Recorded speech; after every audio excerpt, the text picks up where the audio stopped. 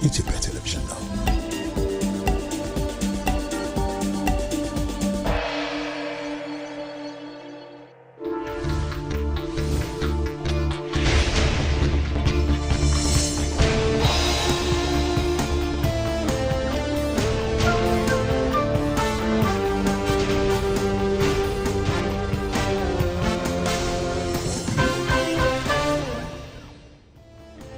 ናሲ 14 2018 ዓመተ ምህረት ተናስልኝ እንደምናመሻችሁ የኢትዮጵያ ቴሌቪዥን ነው። ኢቲቪ 57 እንደቀጠለ ነው።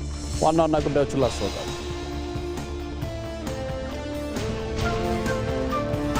የኢትዮጵያ መከላከያና የደህንነት ተቋማት በዘመናዊ ቴክኖሎጂና አደረጃጀት የሀገርን ሉዓላዊነት ጥቅም ለማስከበር ከምንጊዜውም በላይ በሙሉ ዝግጁነት ላይ ይገኛሉ።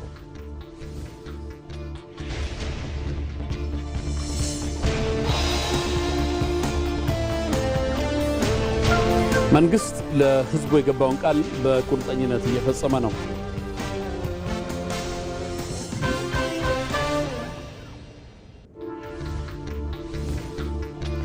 ልዩነቶችን በውይይት ለመፍታት የተሞከረበት ሀገራዊ ምክክር መድረክ በጠመንጃና ጉልበት ብቻ ሀሳብን የማስፈጸም ትርክትን የቀየረ ሆኗል።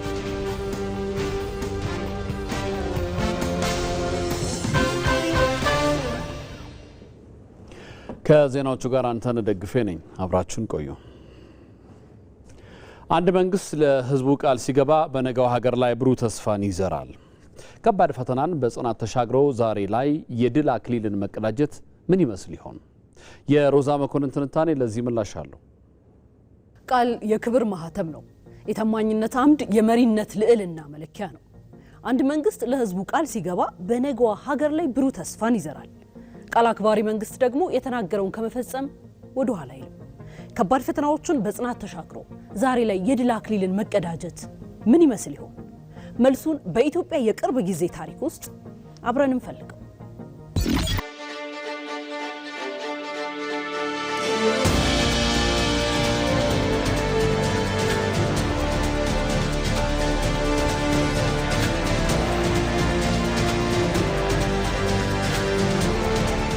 የተግባርን ታላቅነት በተመለከተ ጠቅላይ ሚኒስትር አብይ አህመድ በበዓለ ሲመታቸው ወቅት ይህን ብለው ነበር።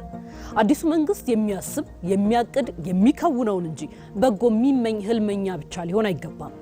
እስከዛሬ ታቅደው ከጠረጴዛ ላይ ያልወረዱና ተጀምሮ የተሰናከሉ ውጥኖቻችን ባለንበት የምንረግጥና አንዳንዴም ወደ ኋላ የምንንሸራተት አድርገውናል። ዜጎቻችን ላይ የሚደርስ ምሬትና መንገላታትን ከመቅረፍ ጀምሮ የመጨረሻ ባህል በመላበስ በቴክኖሎጂ የታገዘ ግልጽና ቀልጣፋ የአገልግሎት አሰጣጥና ምቹ የህዝብ አስተዳደር እንዲኖር አበክረን እንሰራለን። አዎ ይህ ቃል አየር ላይ አልቀረም። መሬት ይዞ አብቦ አፍርቷል። የመደመር መንግስት ቃሉን በተግባር አሳይቷል። የቴሌኮም ዘርፉ ለውድድር ተከፍቷል። የዲጂታል መታወቂያ ፋይዳ በመላ ኢትዮጵያ በስፋት እየተተገበረ ይገኛል። የመንግስት አገልግሎቶች በዲጂታል ስርዓት ታግዘው ቀልጣፋ ሆነዋል። በግብርናው ዘርፍም ዘመናዊ አሰራርና ሰፋፊ የመስኖ ስራዎች ተስፋፍተዋል። የስንዴ ምርትን በማሳደግ የተገባው ቃል በተግባር ተተርጉሟል። ይህ ሁሉ ጀምሮ የመጨረስ ባህልን እውን መሆኑን ያሳያል። ታዲያ ይሄ የትላልቅ ተቋማት ግንባታ ማሳያም ነው። ግዙፍ የልማት ፕሮጀክቶች ተሳክተው ማየት ልብን በሐሴት ይሞላል። ለነገው ትውልድም ታላቅ የሞራል ስንቅ ይሆናል። የታላቁ የኢትዮጵያ ህዳሴ ግድብ የዚህ ተግባር ስኬት አብይ ማሳያ ነው። ግድቡ የኢትዮጵያን የድል ሐውልት ሆኖ በክብር ቆሟል። ይህን ታላቅ ፕሮጀክት አስመልክቶ ጠቅላይ ሚኒስትሩ በበዓለ ሲመታቸው ወቅት እንዲህ ብለው ነበር።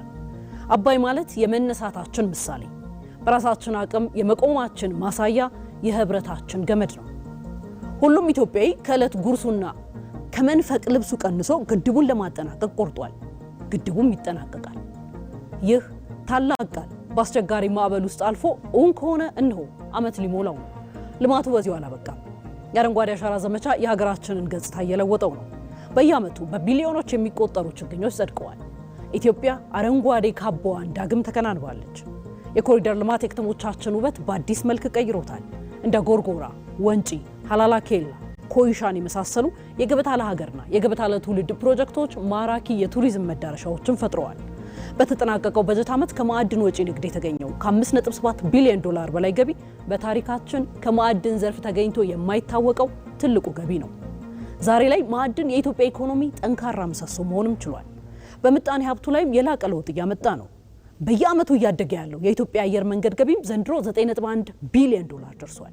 ተመልከቱት እንግዲህ ይህ የጠንካራ ተቋማት ግንባታና የከፍታችን ህያው ማሳያ ነው። ሌሎች ዘርፎችም በተመሳሳይ የተግባር ለውጥ ላይ ይገኛሉ። የባህር በር ጥያቄን ከጸባጫሪነት ትርክት ወጥቶ በሰላማዊ ዲፕሎማሲ ዓለም አቀፍ ተቀባይነት እንዲያገኝ ማድረግ በመደመር መንግስት የተመዘገበ ታሪካዊ ዲፕሎማሲ ድል ነው። ጥያቄው የፍትሃዊ ተጠቃሚነትና የቀጠናዊ ትስስር ማረጋገጫም ጭምር ነው። መንግስት ይህንን የዘመናት ጥያቄውን ለማድረግ ሌት ተቀን እየሰራ ይገኛል።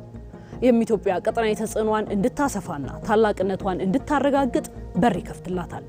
ልማትና ኢኮኖሚ ብቻውን የሀገርን ሙሉነት አያረጋግጥም። የህዝብን ስነ ልቦና ማከምና ብሔራዊ መግባባት መፍጠር ደግሞ እጅግ ወሳኙ ነው። ለዚህም አካታች የሆነው ሀገራዊ ምክክር ኮሚሽን በኢትዮጵያን መካከል ምክክርን አስጀምሮ 3/4ኛውን ያህል ተጉዞ ወደ ስኬቱ ተንደርድሯል። ባለፉት 5 ዓመታት ኢትዮጵያ በርካታ ፈተናዎችንም በድል ተሻግራለች።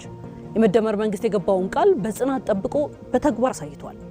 የዛሬ 5 ዓመት ቃል የነበረው ሐሳብ ዛሬ የሚታይ የሚዳሰስ ተጨባጭ እውነት ሆኗል። ዛሬ ላይ የተጀመሩትን ግዙፍ ፕሮጀክቶች የነገውን ብልጽግና በጉልህ ያበስራሉ። ቃላት ወደ ተግባር ሲቀየሩ የዜጎች ተስፋ ይለመልማል። በቀጣይም ኢትዮጵያ የልማት ተስፋዋን ሰንቃ አንድነቷን አጠናክራ ወደፊት ትገሰግሳለች። ከአድዋ ታላቅ የነጻነት ገድል ጀምሮ እስከ ዘመናዊው የዲፕሎማሲና የድንበር ማስከበር ተጋድሎች ድረስ የተመዘገቡት ድሎች የኢትዮጵያን አንድነት አጽንተዋል። አሁን ደግሞ ይህ የሉዓላዊነት ድል በኢኮኖሚና በቴክኖሎጂ መስክ እየተደገመ ይገኛል። ቤተልሔም ገረመው ተጨማሪ አላት።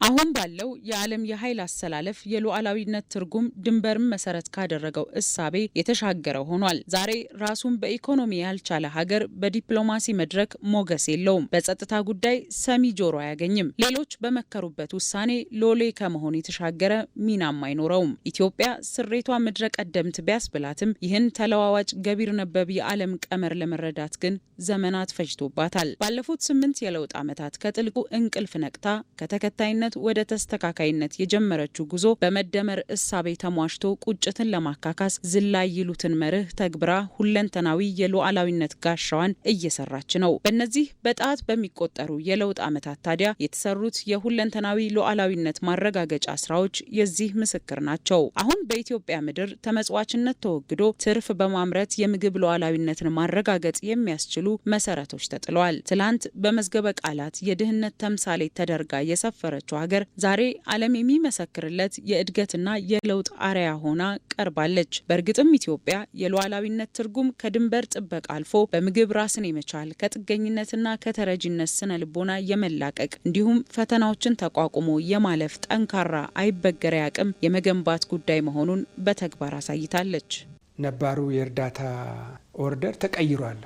የዓለም ግንኙነቶች በጣም ተቀይረዋል። ይህ ደግሞ ለኢትዮጵያ መልካም እድል ነው ብዬ አምናለሁ። ወደ ውስጣችን እንድናይ ራሳችንን እንድንመረምር ያ ክብራችንን የምናስጠብቅበት የምግብ ሉዓላዊነት የምንለውን ሁለንተናዊነት እንደገና እንድናይ ነው ያገዘን። የለውጡ መንግስት ወደ ስልጣን ከመጣበት ጊዜ ጀምሮ ባሉት ዓመታት ውስጥ ኢትዮጵያ ያለፉትን ክፍለ ዘመናት የተረጂነትና የእጅ ጠባቂነት ታሪክ የሚቀይሩ ታላላቅ የልማትና የዘርፎች መዋቅራዊ ሽግግርን እውን አድርጋለች። በሌላ በኩል በማህበራዊው ዘርፍ የተከናወኑ ሰው ተኮር ልማቶች፣ የከተሞች ውበት፣ የገበታ ለሀገርና ለትውልድ ፕሮጀክቶች የዜጎችን ኩራትና ሀገራዊ ፍቅር ያጎለበቱ አዲስ የተስፋና የጽናት መንፈስ የፈጠሩ ትውልዱ የጻፋቸው ድሎች ናቸው።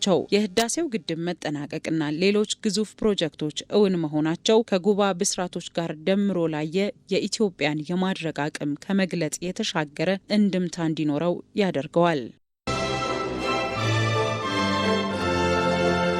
I just had to raise the flag of Ethiopia so high because I'm so proud as an African. I don't know if you all know that the story of this dam should inspire each and every African country that it's time, man.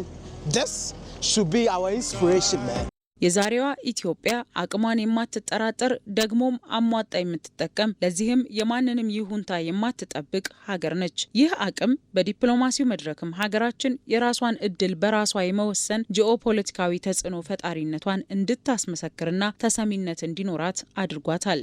ቀለብ የሚሰፈርለትና ቀለብ የሚሰፈር ሀገር ሁሉ ሉዓላዊ አይደለም።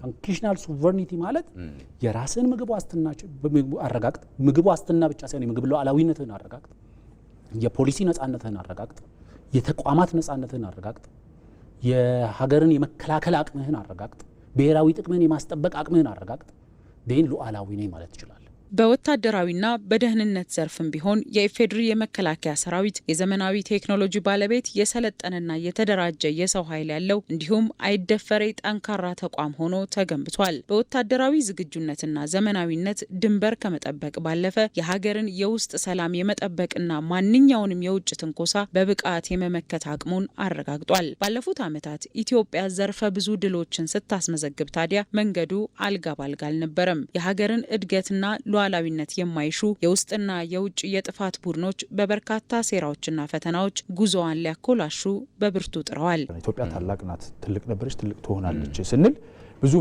የሚያሳክካቸው የሚላቸው አለርጂ የሚነሳባቸው አሉ፣ ውስጥም ውጭም ማለት ነው። ያ ክብር ተመልሶ ይመጣል፣ ከነበረውም በላይ ሆኖ ይመጣል የሚል እምነት ነው፣ የሚል ተስፋ ነው። ይሄ እየሰረጸ ነው። የተቋማት የነኚህ ጥንካሬያቸው ወሳኝ የሆኑና መናበባቸው ወሳኝ የሆኑ እንደ ኒስ፣ ኢንሳ፣ መከላከያ፣ አየር በጣም ብዙ ተቋማቶቻችን ህቡና ግልጽ የሆኑ ተቋማቶቻችን እኔ በ80 ዓመትም ይሄን ያህል ያድጋል ብዬ አላስብም። ኢትዮጵያ ተደራራቢ ሀገራዊና ቀጠናዊ ፈተናዎችን በጽናት በመጋፈጥ በሁሉም መስክ የሉዓላዊነት ድሏን እያረጋገጠች ትገኛለች። ይህ የሉዓላዊነት ስኬት በኢኮኖሚ በዲፕሎማሲና በዲጂታል ቴክኖሎጂ የታየ ሁለንተናዊ ሽግግር ነው። የዚህ ጉዞ የስኬት ሚስጥር ደግሞ በመደመር እሳቤ ገቢር ነበብ አካሄድ የተቃኘ መሆኑ ነው። ራሳቸውን አብቅተው ሀገር በሚያስቀጥሉ ጠንካራ ተቋማት ላይ መልህቋን የጣለችው ኢትዮጵያ የጸና ሀገረ መንግስት ግንባታ ላይም እየተጋች ነው። በጂኦፖለቲካ ውድድሮችን መካከል ክብሯን ያስጠበቀች ታላቅ ሀገር መሆኗን ብሔራዊ ጥቅሟን አሳልፋ እንደማትሰጥም አስመስክራለች። ኢትዮጵያ አፍሪካዊት የብልጽግና ተምሳሌት የመሆን ራዕይን ስትሰንቅ ባለፉት የለውጥ ዓመታት የተገኙ ሁለንተናዊ ድሎችን እንደ ወረት ቀጣዮቹን የነገ ተስፋ ታሳቢ አድርጋ ነው። ይህ በሁሉም ዘርፍ የሚታየው የሉዓላዊነት ድል ኢትዮጵያውያን በህብረትና በጋራ ከቆሙ እዚህም እዚያም ኮሽ የሚሉትን ይቅርና ከአድማስ ወዲያ የሚቃጡትን ጨምሮ ማናቸውንም የፈተና ማዕበል ተሻግረው የነገዋን የበለጸገች ሀገር እውን ማድረግ እንደሚችሉ ማረጋገጫ ነው።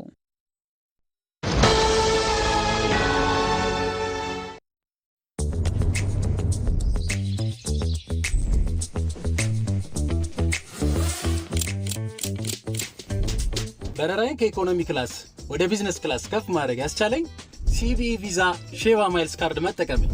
ነጻ ትኬት ማግኘት የመቻሌ ሚስጥር ሲቪኢ ቪዛ ሼባ ማይልስ ካርድ ነው። ተጨማሪ ሻንጣ መያዝ ያስቻለኝ ሲቪኢ ቪዛ ሼባ ማይልስ ካርድ ነው።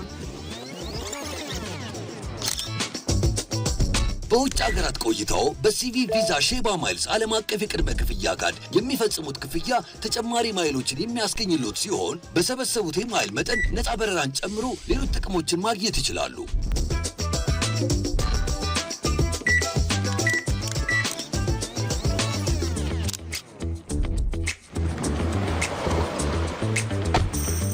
በአቅራቢያው በሚገኙ የባንካችን ቅርንጫፎች በመገኘት የሲቪኢ ቪዛ ሼባ ማይልስ ካርዱን ይዘዙ። የኢትዮጵያ አየር መንገድ የሼባ ማይልስ አባል ካልሆኑም በሼባ ማይልስ ድረገጽ በመመዝገብ ከባንካችን ቅርንጫፎች ካርዱን መውሰድ ይችላሉ። የኢትዮጵያ ንግድ ባንክ ሁሌም የሚተማመኑበት ባንክ።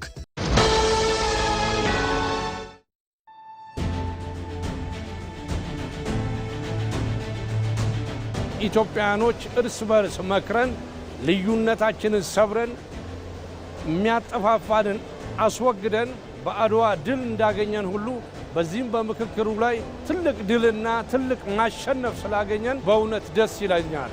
የቀጣይ አዲሲቷን ኢትዮጵያ ለመገንባት እውነተኛ ታሪክን እውነተኛ ኢትዮጵያን ያየንበት መድረክ ነው።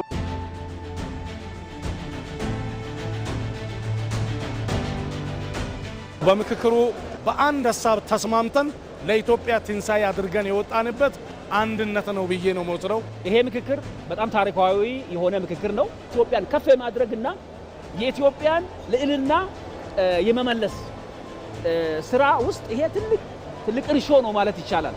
ልዩነቶቻችንን ፈተን ያንን ልዩነት ወደ አንድ አምጥተን የጋራ ድል፣ የጋራ ሀሳብ፣ የጋራ አሸናፊነት ያበሰርንበት መድረክ ነው ማለት ነው።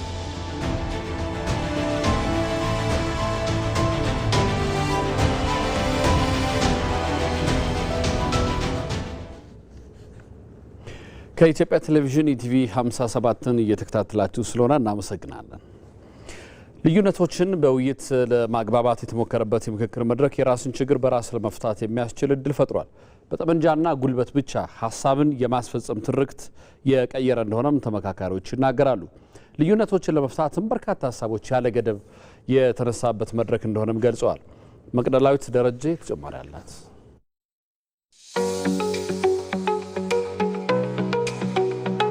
በዓለም ታሪክ ውስጥ ታላላቅ ሀገራት ከአስቸጋሪ ፈተናዎችና ከልዩነት ማዕበል ውስጥ ወጥተው ጠንካራ ሀገረ መንግስት መገንባት የቻሉት በውይይትና በምክክር ነው። ሀገራችን ኢትዮጵያ ሁሉንም ያቀፈ ሀገራዊ ምክክር ስታካሄድ ይኸው የሰለጠነና የረጅም ጊዜ እይታ ውጤት የሆነው መንገድ ላይ መሆኗንም ያረጋግጣል። በታሪክ ሲጣላ ለነበረው ኢትዮጵያዊ ይህ ምክክር ጉባኤ ትልቅ ፋይዳ ያለው መሆኑ አያጠያይቅም። ከዚህ ቀደም የጠመንጃና የጉልበት ብቻ የነበረውን ትርክትም የሚቀይር ነው።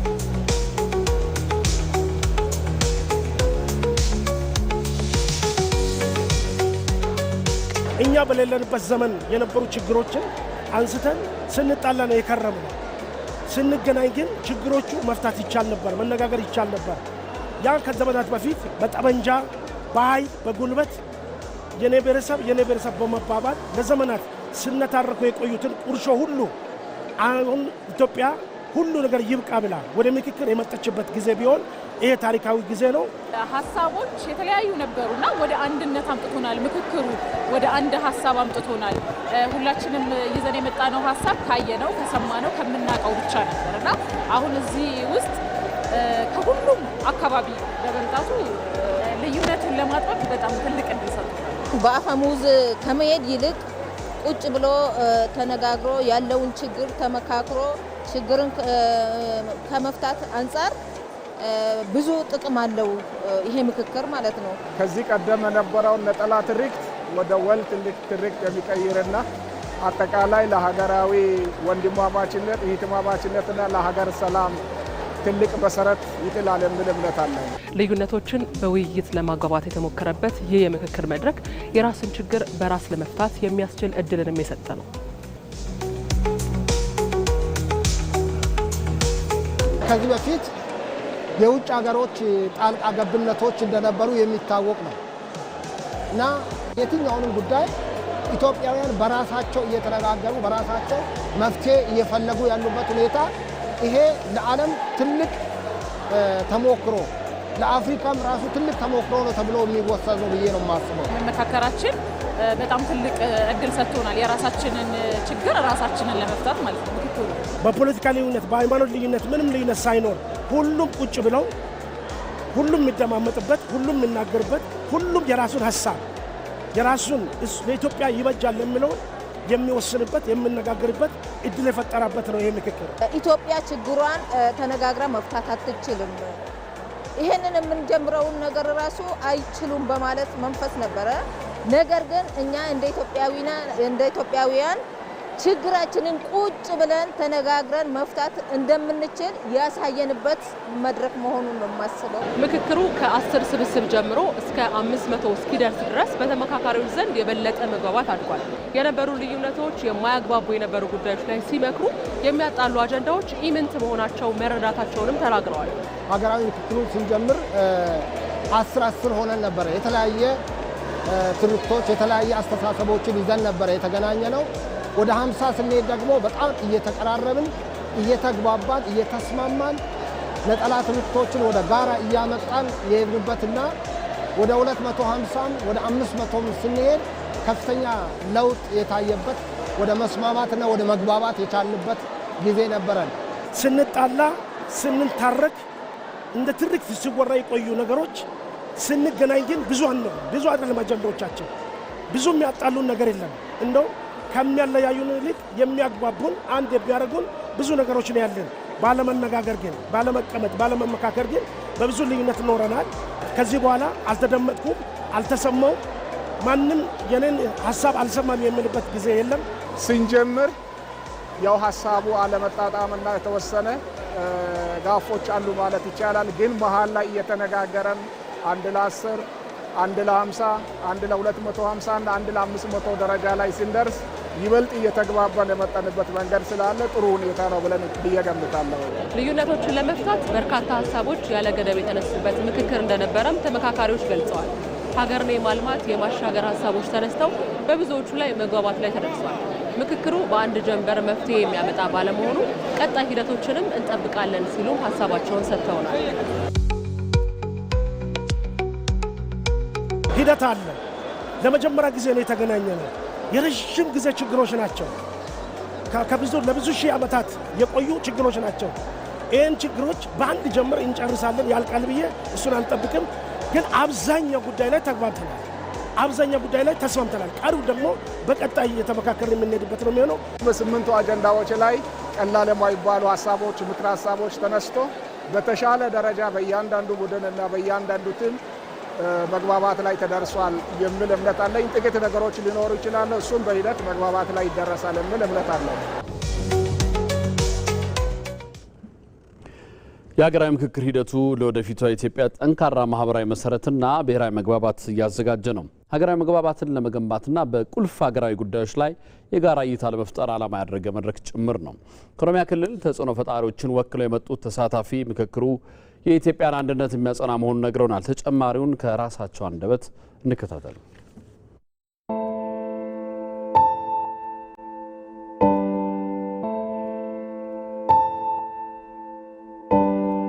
ስሜ ተስፋዬ ዳባ ይባላል። ከኦሮሚያ ተጽዕኖ ፈጣሪዎች ነው የመጣው።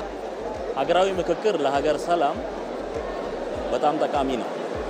በሀገራችን የነበረውን ችግር ተረድተን ለወደፊት ያለውን ትውልድ ደግሞ ጥሩ ሀገር፣ ሰላም ያለበትን ሀገር ለትውልድ ለማሳለፍ በወንበር ዙሪያ ቁጭ ብለን መወያየቱ ከየትኛው መሳሪያ በላይ ሰላምን የሚያመጣ ነው። ይሄ ሀገር ምክክር ደግሞ ያለውን እውነታ መቀበል፣ መደማመጥ፣ አንዱ ያለውን ቁስል አንዱ ተረድቶለት እውነት ነው ያንተ ችግር ነው ብሎ በተረዳዳና በተመጋገበ መልኩ ነገሮችን ወደ ቀና መንፈስ ለመውሰድ ነው የመጣ ነው። ሰዎች የመሰላቸውን ሀሳቦች ያቀርባሉ። የእያንዳንዱ ግለሰብ ሀሳብ የተከበረ ነው። በዚህ ሁሉ መካከል ያለው ፍጭት፣ የሀሳብ ፍጭት፣ የሀሳብ ክርክር ሰላም ለማምጣት ነው። ከቤቱ ሲወጣ ነገር ጭኖ ይመጣል። ሰው እንዳይስማማ፣ ሀገር አንድ እንዳትሆን የኔ ሀሳብ ብቻ የሚሉ በብዛት ሳይሆን በጥቂት አሉ። ብዙሃን ተቀብሏል። ለመረበሽ ይሄ ነገር እንዳይሳካ ለማድረግ የመጡት አካልም በብዙሃን የመገዛት ግድ ነው የሚሆነው። የባህል የአለባበስ ብዙ መሆን የሀገር ሀብት ነው። የሀገር ሀብት ደግሞ ሀብት የሚሆነው አንድ ላይ ሲሆን ነው። የኔ ብቻ የምለው ለወደፊትም አይሰራም። ትላንት አልፏል። ያንን ትተን አሁን ለወደፊት በጋራ በአንድነት ተከባብረን ተዋደን ያለንን ሀገር በአንድነት እንጠብቃታለን ብዬ ነው የሚገምተው።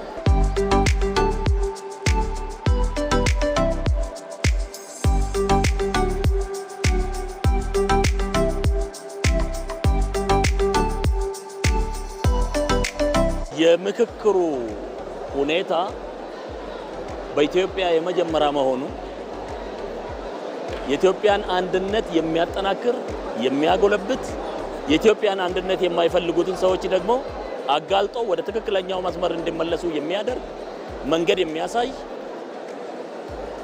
ምክክር ነው ብዬ ነው የሚገምተው። የኢትዮጵያ አንድነት ክብሯ፣ ውበቷ ወደፊት ህዝቦቿን ብሔረሰቦችን ይዞ ይቀጥላል። የኛው ናት፣ እናሳድጋታለን። ራሳችንን ሆነን ኢትዮጵያን እንሆናለን። ባይሆን ችግር የለውም።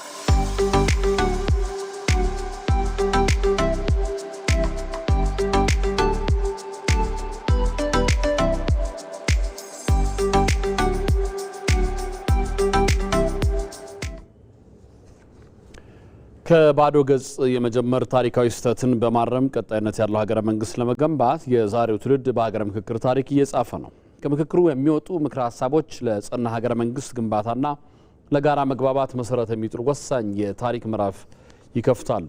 ባየሙላት ተጨማሪ አለው።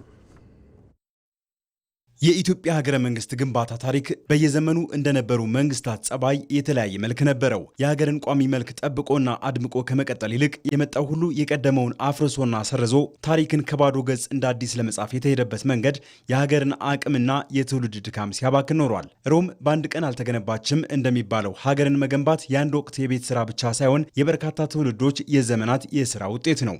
በሀገራችን የአሁኑ ትውልድ ካለፈው ትውልድ የተረከባትን ሀገር አጽንቶ በከፍታ ለቀጣዩ ለማስረከብ የሀገር ግንባታ አደራ ተጥሎበታል። ይህ እንዲሆን በኢትዮጵያ ታሪክ ታይቶ በማይታወቅ ሁኔታ ትውልድ ሀገር ሊያጸና በምክክር ተግባብቶ ሀገርን በጽኑ መሰረት ላይ የመገንባት አሻራ ሊያሳርፍ እድል ያገኘበት እድሉንም ሳያባክን ተጠቅሞ ታሪክ የጻፈበት ጅማሮ በሀገራዊ ምክክሩ ተቀይሷል። አንድ ዘመን ላይ የተፈጠሩ ስህተቶች የሚቀጥለው እያሻሻለ ዘመን በደረሰበት ላይ ባለው ላይ እየገነባ የተሻለ ነገር ደግሞ ለመስራት እየጣረ እየገነባ ነው የሚሄደው።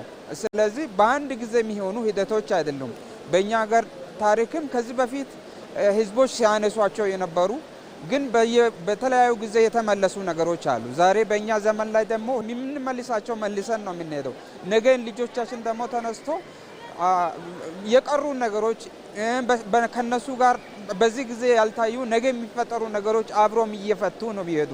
ምክክሩ ለህዝቦች አንድነትና ለሀገር እድገት እንቅፋት የሆኑትን እየነቀለ ጠንካራ ምሰሶ መገንባት ላይ ያተኮረ ነው። ይህ መንገድም በሀገራዊ ጉዳዮች ላይ መግባባትን በመፍጠር የሰለጠነችዋን ኢትዮጵያ ለመገንባት እርሾ ይሆናል። ሁሉም ሰው ከዛ ከሰፈሩ ከሃይማኖቱ ከምናምን ወጥቶ ኢትዮጵያን ከፍ አድርጎ ያየበት ሁኔታ ስለተፈጠረ የወል ትርክቶችን ለመፍጠር ብቻም ሳይሆን የተፈጠረውን መግባባት የተፈጠረውን የወል ትርክትን ተጠቅመን ኢትዮጵያን የሚገባት ቦታ የኢትዮጵያን ልዕልና የመመለስ ስራ ውስጥ ይሄ ትልቅ እርሾ ነው ማለት ይቻላል።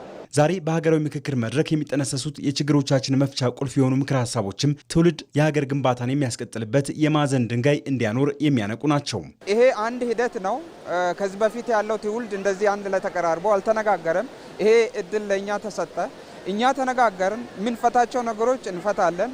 ኔክስት ላይ ደግሞ የሚመጣው ትውልድም የሚቀጥለው ያሉ ክፍተቶች ላይ እየገነባ እየሰራ ይሄዳል ብዬ አስባለሁ። ከዛ አኳያ ሂደት ነው።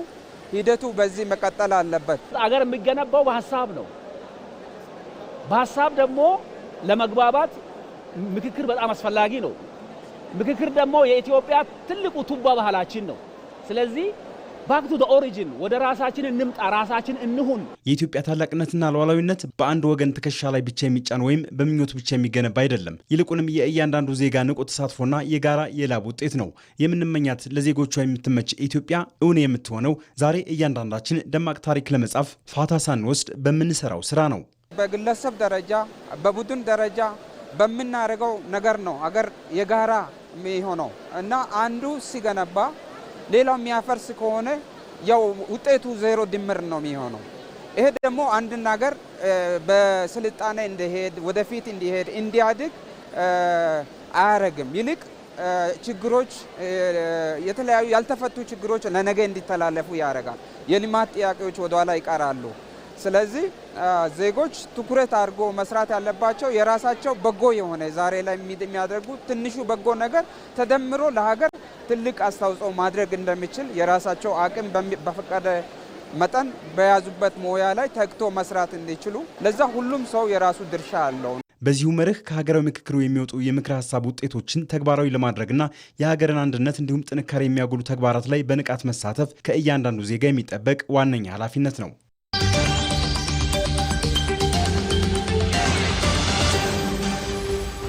በኢትዮጵያ የፖለቲካ ታሪክ ውስጥ የመጀመሪያ የሆነው ሀገራዊ ምክክር መድረክ ኢትዮጵያን ሁሉ በታሪክ መጻኢ ተስፋን ለመሳል በጋራ ብሩሽ ያነሱበት ምዕራፍ ሆኗል። ይህ ሂደት ትልቁ ድል ከመውዜሩ ምክክሩን ብሎ ሀገር በታሪክ ለመጀመሪያ ጊዜ ለምክክር የመቀመጡ እውነት ነው። ኢትዮ መልህቅ ዛሬ ምሽት ከ3 ሰዓት ጀምሮ በኢትዮጵያ ቴሌቪዥንና በኢቢሲ ዶት ስትሪም ላይ የሀገራዊ ምክክሩን የ4 ዓመት ቆይታ ይዳስሳል። ኢትዮ መልህቅ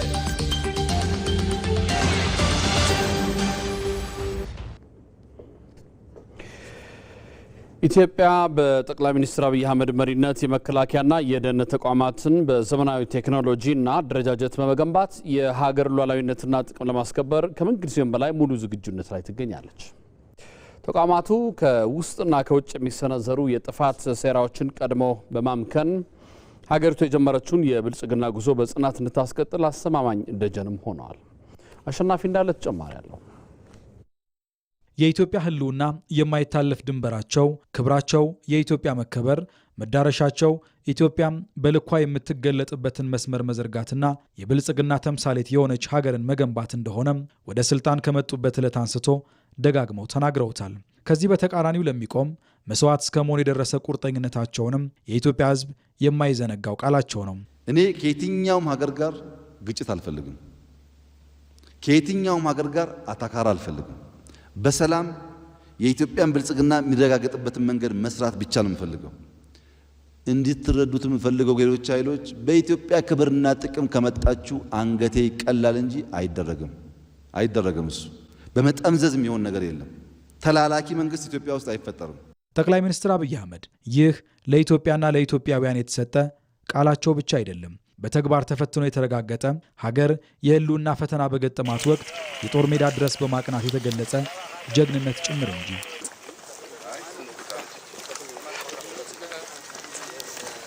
የኢትዮጵያ ክብርና ጥቅምን ለማስጠበቅ እስከ ሞት ፍጻሜ የሚደርስ ቀናኢ ልብ እንዳላቸው በተግባር ያሳዩት ጠቅላይ ሚኒስትሩ ዛሬ ደግሞ ኢትዮጵያ ዘመኑን እንድትዋጅ ያደረጉ የጠላት ሴራን እንደ ጉም ተበትኖ እንዲቀር የሚያስችሉ ባፈጀና ባረጀ እሳቤ መጓዝ ትርፉ ኪሳራ መሆኑን የሚያረጋግጡ ነፃና ገለልተኛ ተቋማት የመገንባት ሂደትን መርተው አሳክተዋል። ኢትዮጵያ እያደገች ያለች ሀገር ናት።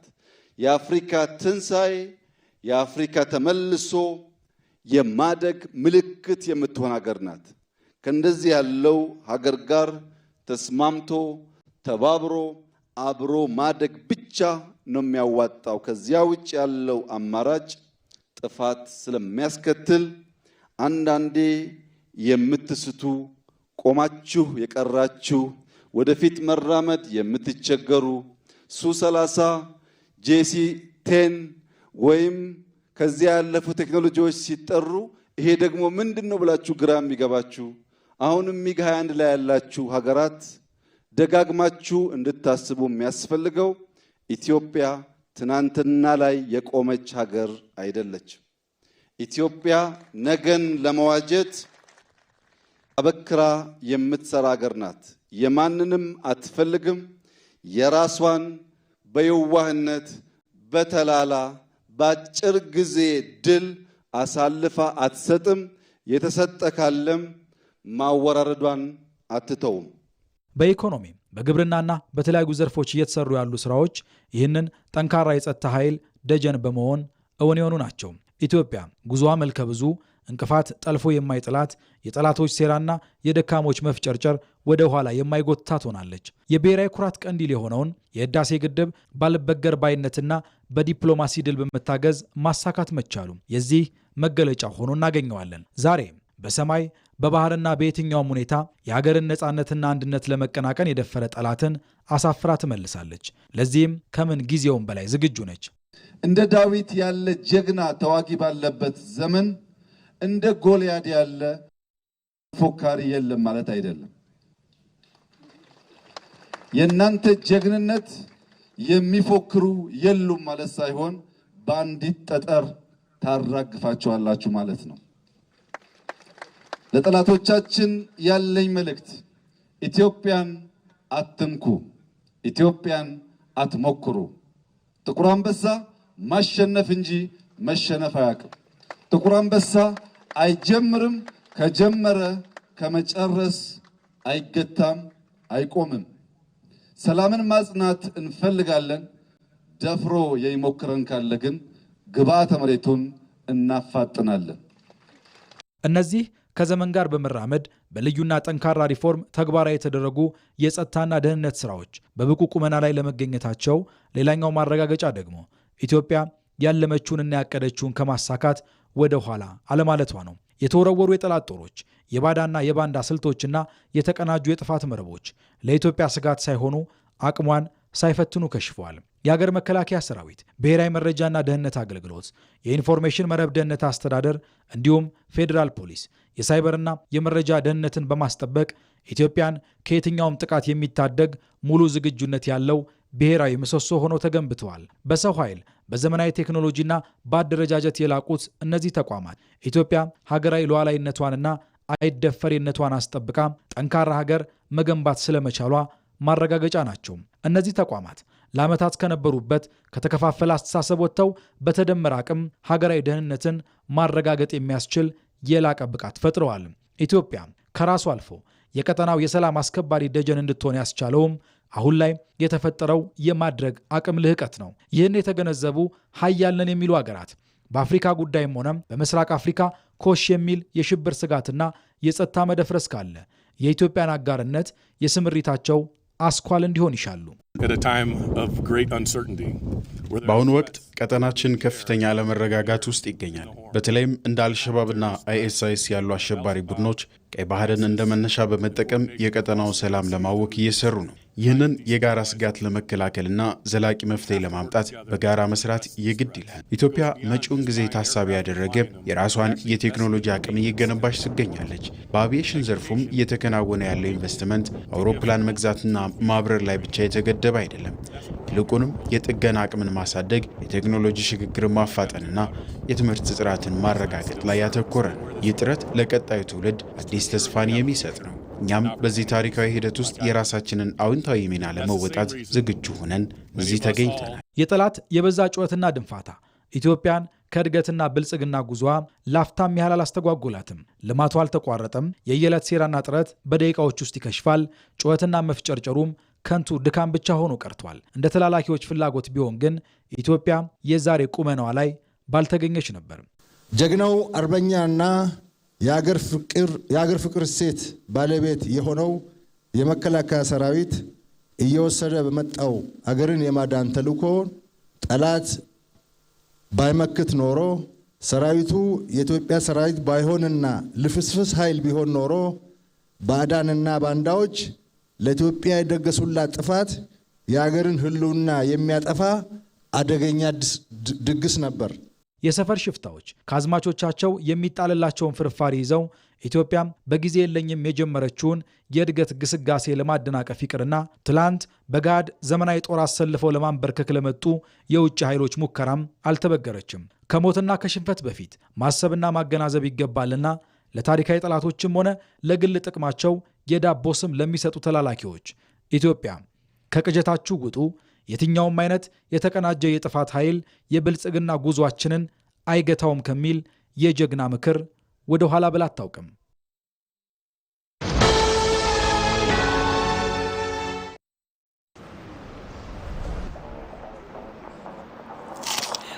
ስሙ የዛሬ ጋባዣችን ቴሌብር የሌለው ሰው። ወይኔ በላቸው፣ ዛሬማ ልበላም ይዞ የፈጠነ ቴሌብር ላውርድ።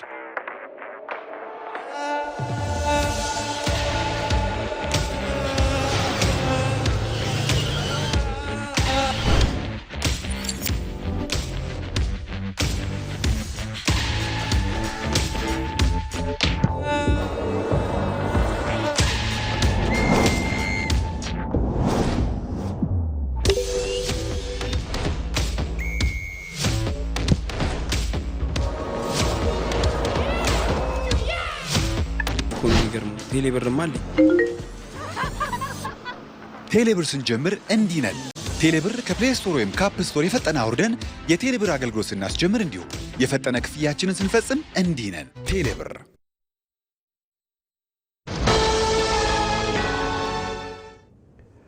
በመጨረሻም ስፖርት። ቶተናም ሁለት የማንቸስተር ሲቲ ተጫዋቾችን ለማስፈረም ንግግር እያደረገ ነው። የሰሜን ለንደኑ ክለብ የ22 ዓመቱን ብራዚላዊ ሳቪኒዮና ግብፃዊውን ኦማር ማርሙሽን ለማስፈረም ንግግር ጀምረዋል።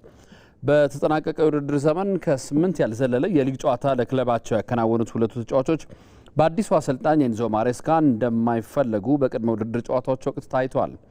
አሰልጣኙ በእንግሊዝ ኮሚኒቲ ሺልድ በአርሰናል 3-0 ከተሸነፉ በኋላ በዝውውሩ መስኮት እንደሚሳተፉ ገልጸው ለዛም እንዲረዳቸው ተጫዋቾችን ቀድመው እንደሚሸጡ ተናግረዋል።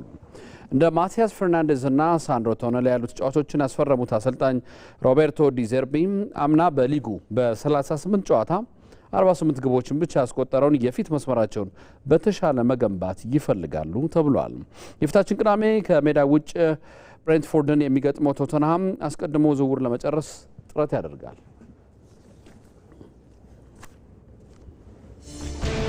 ከኢትዮጵያ ቴሌቪዥን ኢቲቪ 57 አብቅቷል። ስለ ተከታተላችሁ እናመሰግናለን። አንተነህ ደግፌ ነኝ። ሰላም ደሩ።